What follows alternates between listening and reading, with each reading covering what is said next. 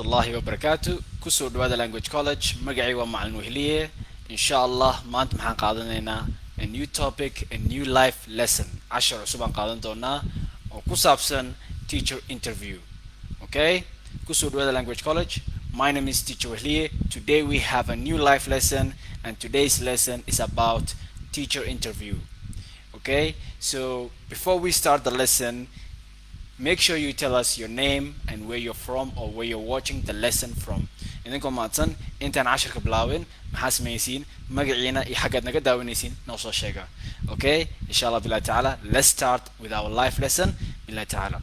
So ما أنت عشر كن محكو سابسين هاي teacher interview or to teacher interview. As you can see هذا أوفيرستين حقان محكو قرن teacher interview. Teacher interview. In other words, which means you're going to ask me a question. Interview what is the meaning of interview? وراسي.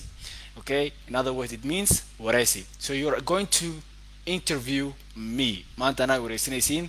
إنك استعماله this structure كان استعماليسين. Okay? So مركب قفك كواد هدو صوق الله محده كرا. هدين قاطع number 1. Tell me about وحنا شيك.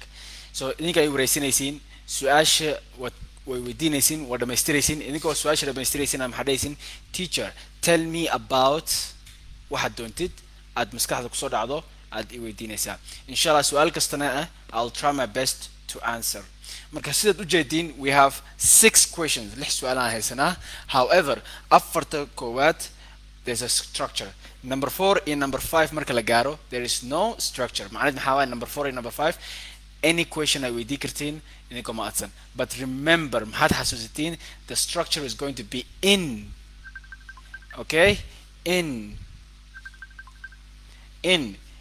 English okay the structure is going to be in English مركز سؤالها نقدر ويدينيسين لكن all the questions وبحنيسين tell me about what مركز سؤالش محد دونا إن بحسين إنكم أتصن محد يكرتا tell me about your parents tell me about your father سؤالش anything I will decretin okay anything and I will answer the question مركز سؤال كستو أنا يودينيسين و teacher interview سؤالها أنا يودينيسين أنا كجوابين إن شاء الله بالله تعالى so let's start with our first part tell me about so سؤالش لما يسترى بوحية قيبتن إنت بحسين so I can read قيبت comment section كسو قرأ سيدان أود أركو سؤالش كدبنا كجواب سؤالش alright so first of all let's go to the comment section number 1 so remember this is a teacher interview معناته teacher interview you're going to ask me the questions سؤالها أنا يودينيسين إن شاء الله بالله تعالى so my name is Sahal Abdi I live in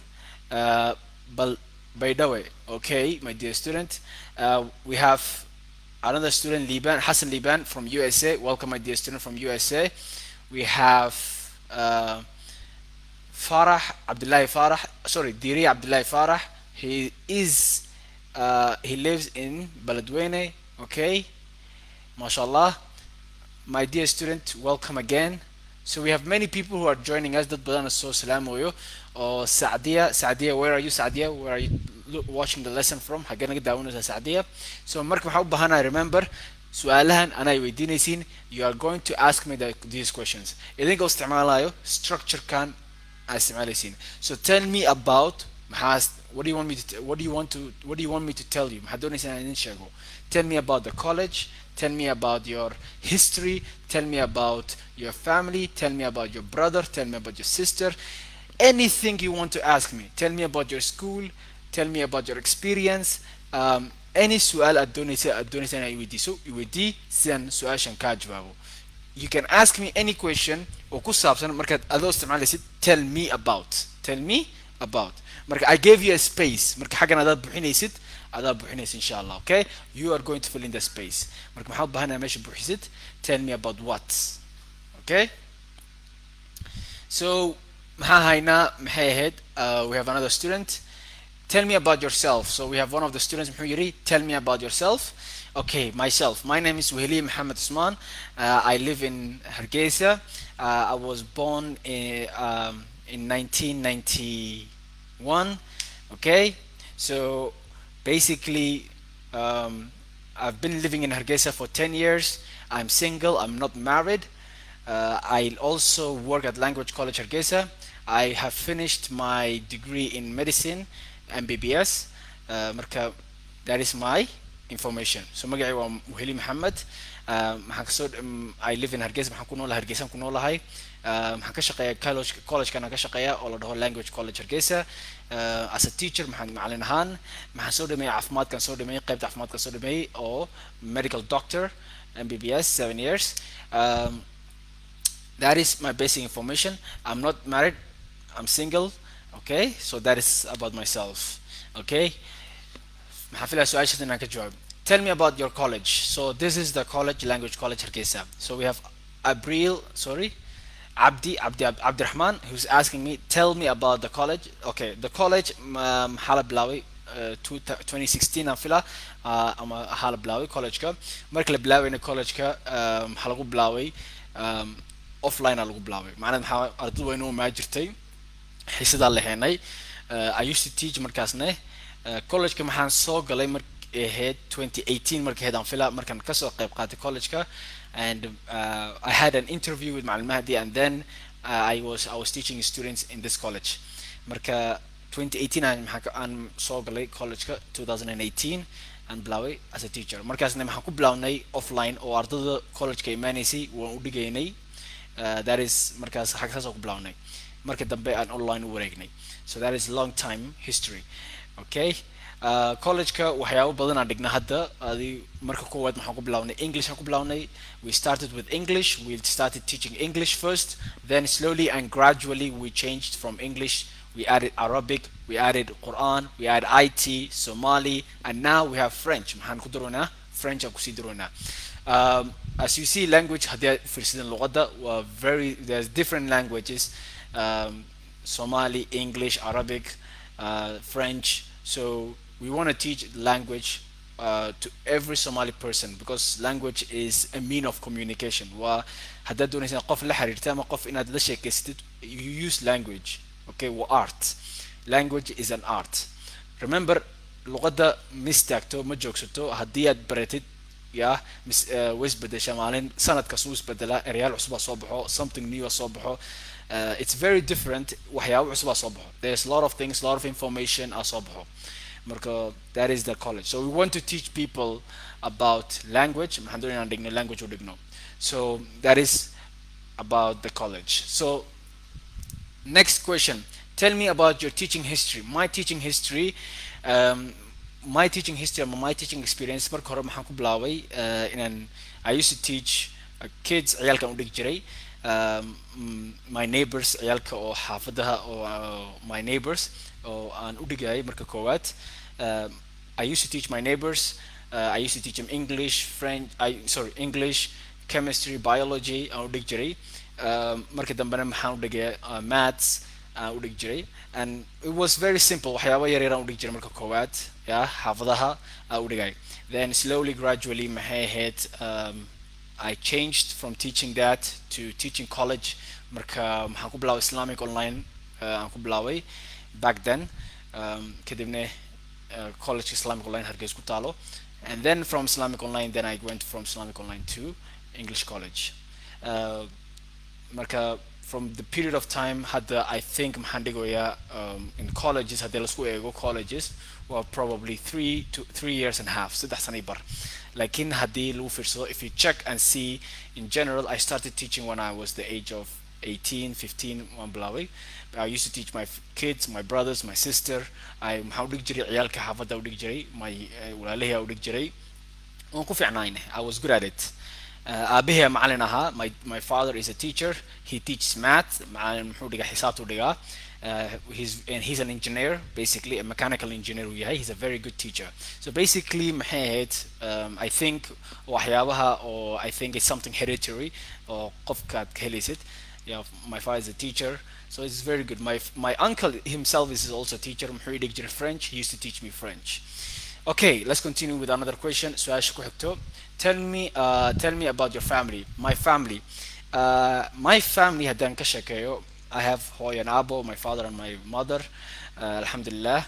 I have 4 brothers and 2 sisters. I'm very happy with them, mashallah. and they are very old brothers and sisters.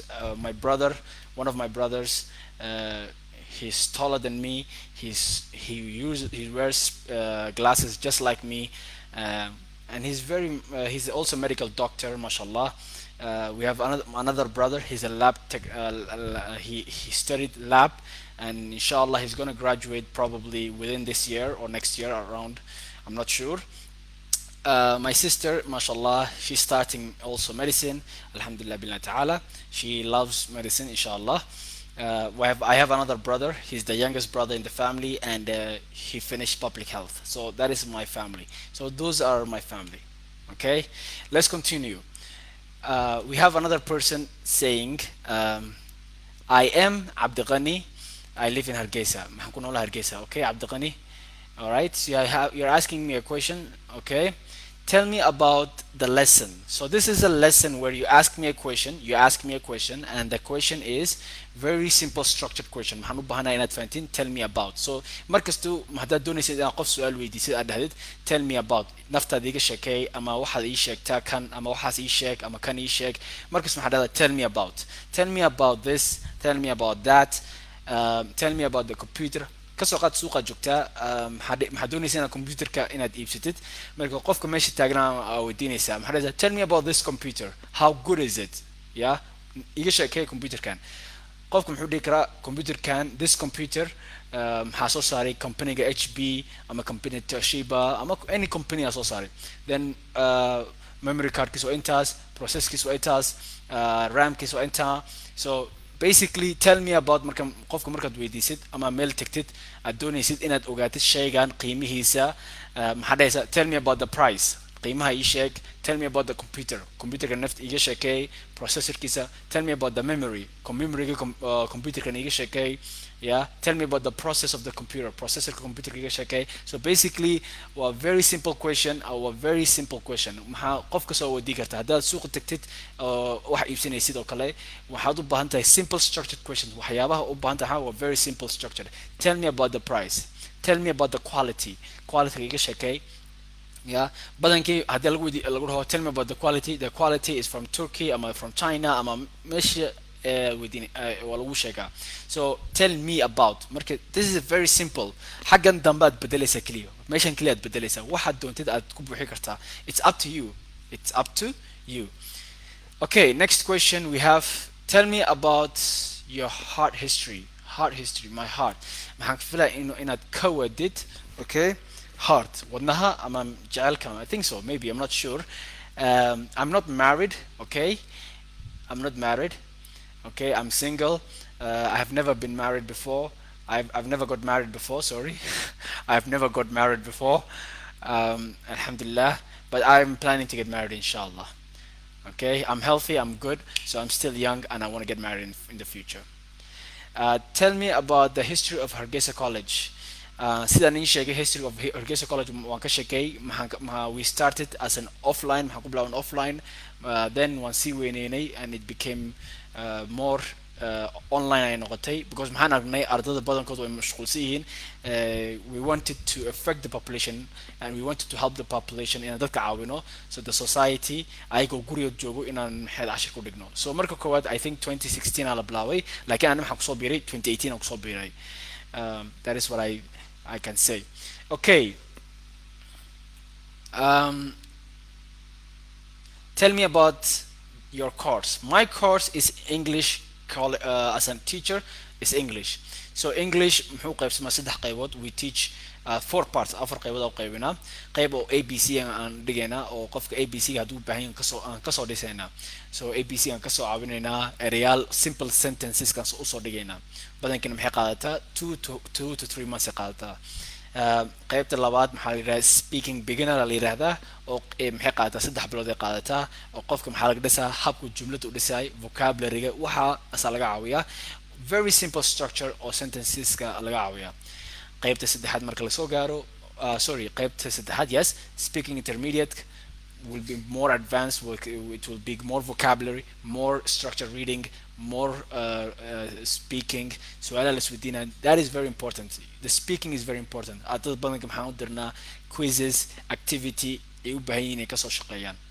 Okay, let's talk. Let's continue. Tell me the price of the course. So the fee or the course price changes. هذا ما حصلته. Like we are now giving you a discount where in بشي كارسن we're $15 English to.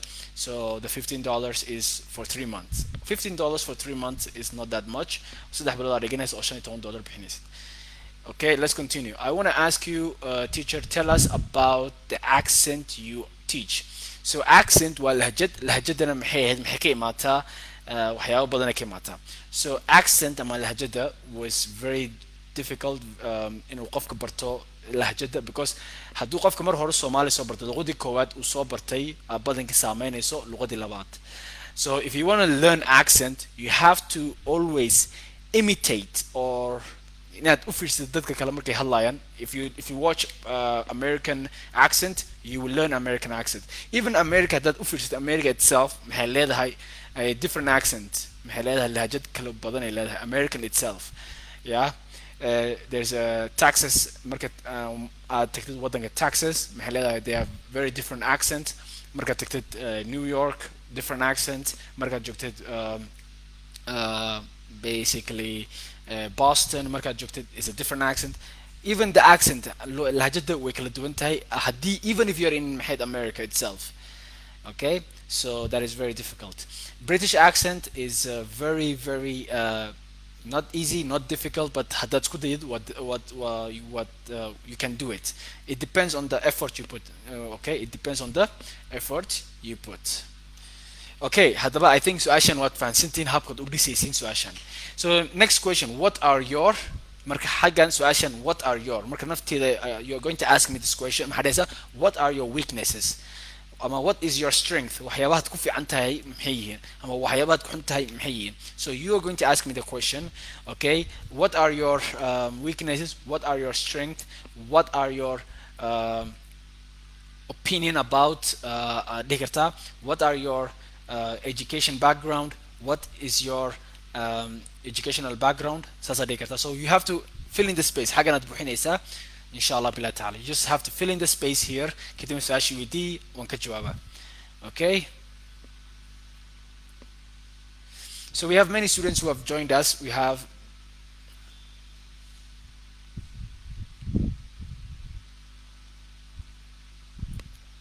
many students. So here we are seeing many people who are joined us. Tell me about your work. Okay, so this is a question about work. Okay, shaqadeyda. So my work is as a teacher right now. I come in from morning 8 o'clock to 12. It's very interesting work. Basically, I work as a teacher. I teach students. I correct their activities. That is my work. I also do many other activities I also prepare lessons for the students عشرة area. So I have my work is about teaching students, preparing books, preparing activities for the students, stuff like that.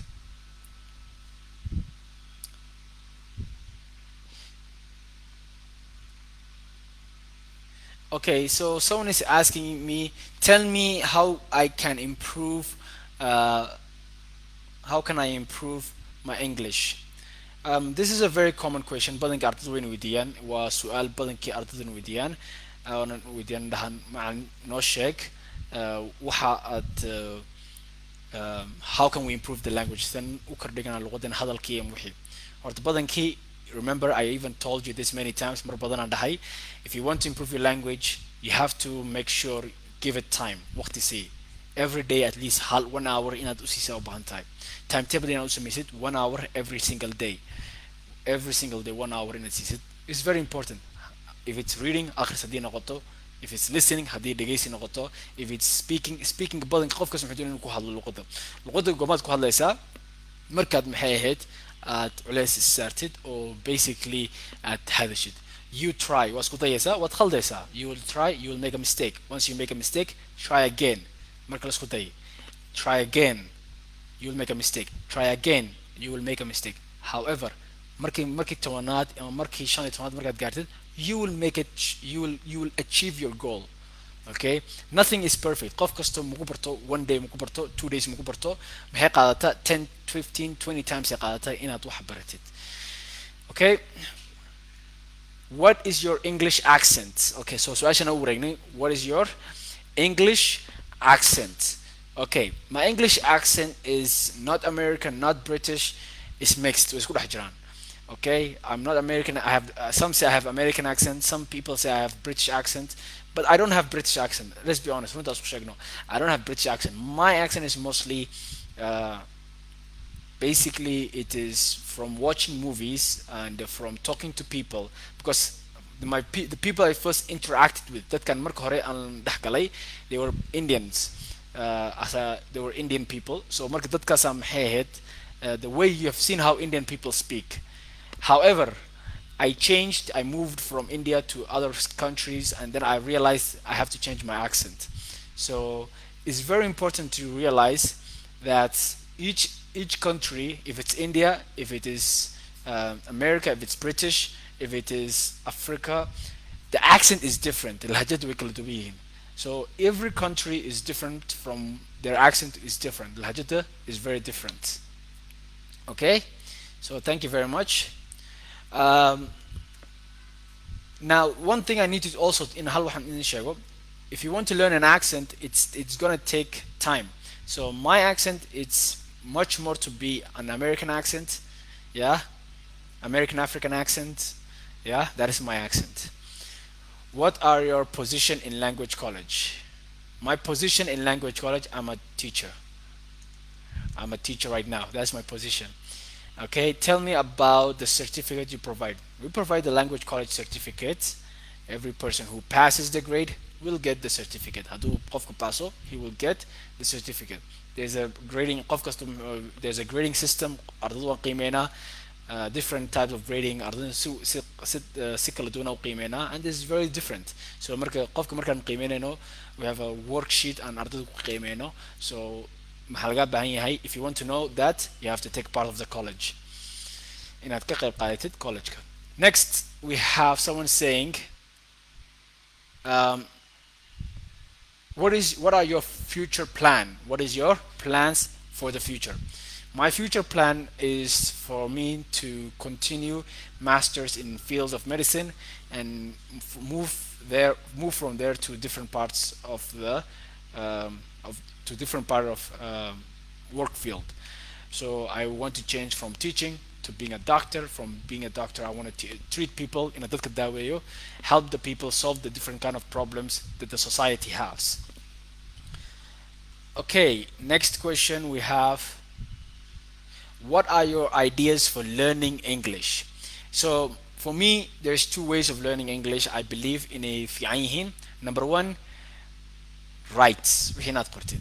So writing is very simple, very easy. wixii maxaa soo qaadaysa copy and paste. Marka wixii aad akhrinaysaa soo qaadaysa waa qoraysaa. Badankii mar hore waan sheegay, take a book qaado, open the book for you have a workbook haysata ama exercise book. So what you are going to do is copy the story from this book to this book. sheekada xagan ku qoran aad qaadaysa xagan ku qoraysaa. It's very good. I got this advice from Al Mahdi. He's really nice and actually I agree with it because ana markaan yaraa saas ayuu soo koriyay. Badankii wax kasto waan qoray.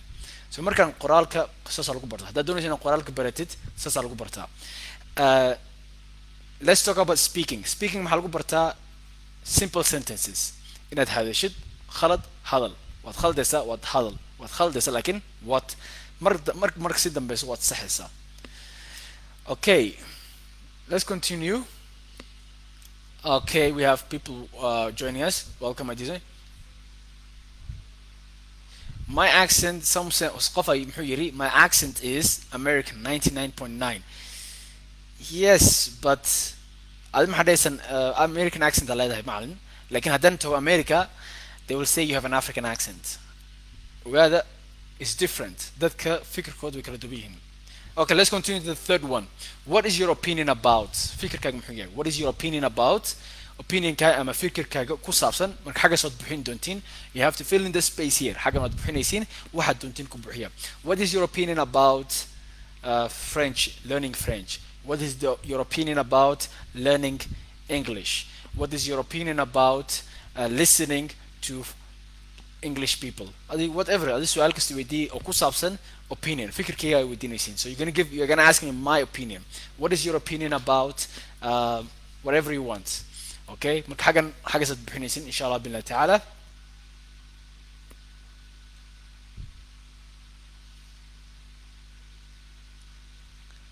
Okay, so remember, um, there's a lot of different accents. Okay, lahjadi. So I was talking about accent. Okay, so there's a lot of accent and a lot of different accents. So make sure you know that the most important part is not about the accent. Lahjad is not the important part. What is most important part is, do you speak English? Can you speak English? Can people understand your sentences? Can you tell people a certain information? inaad wax u dhiibtid ama wax u sheegtid miyay fahmayaan? Hadda wax u sheegtid miyaad fahmayaan? Can you give them something and they understand? That is the most important part. It's not about the accent. Accent lahjada xagga dambe ka imaanaysa. The first thing you have to learn is the language itself. Okay? Can you make someone understand you? qofka markaad u sheekeynaysid fahma. That is the most important part. xagga dambe, yeah, if it's about maxay ahayd lahjada taas, you will learn slowly, gradually. Next, we have someone's asking me, what are your strengths? Okay, my strengths are basically about walking forward, moving forward, step by step, learning new things. I like to experience and learn something new. That is for me good thing. I'm ha noqdo good, I'm ha noqdo bad.